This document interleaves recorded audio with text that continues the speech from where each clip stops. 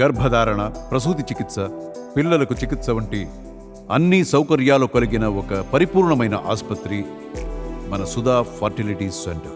మన దేశంలో ఉన్న రాష్ట్రాలు, కేంద్రపాలిత ప్రాంతాల్లో అధికారంలో ఉన్న పార్టీలు, వాటి అధినేతలు ఏ విధంగా పరిపాలన కొనసాగిస్తున్నారు అనే విషయంలో India today mood of the nation పేరుతో సర్వే నిర్వహించింది. ఈ జాబితాలో దక్షిణ భారతదేశానికి చెందిన 2 ముఖ్యమంత్రులు టాప్ 5 జాబితాలో చోటు సంపాదించుకున్నారు. ముఖ్యమంత్రుల పనితీరు, వారిపై ప్రజల్లో ఉన్న అభిప్రాయాన్ని ఆధారంగా చేసుకుని నిర్వహించిన మూడ్ ఆఫ్ ది నేషన్ సర్వేలో ఏపీ సీఎం చంద్రబాబు 5వ స్థానంలో నిలిచారు. మొదటి స్థానంలో ఉత్తరప్రదేశ్ ముఖ్యమంత్రి యోగి ఆదిత్యనాథ్, 2వ స్థానంలో ఢిల్లీ ముఖ్యమంత్రి అరవింద్ కేజ్రీవాల్, 3వ స్థానంలో పశ్చిమ బెంగాల్ ముఖ్యమంత్రి మమతా బెనర్జీ, 4వ స్థానంలో తమిళనాడు ముఖ్యమంత్రి స్టాలిన్ నిలిచారు.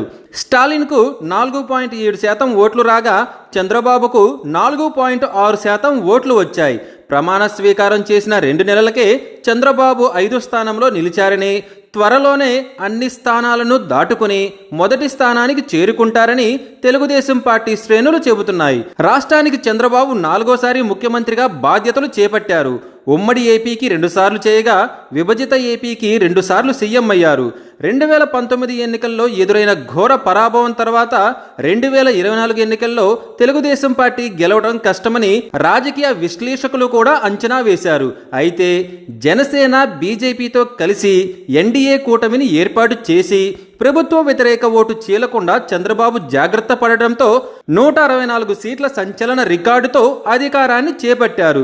రాజధానిగా అమరావతి పనులను వెంటనే ఆయన పునఃప్రారంభించారు.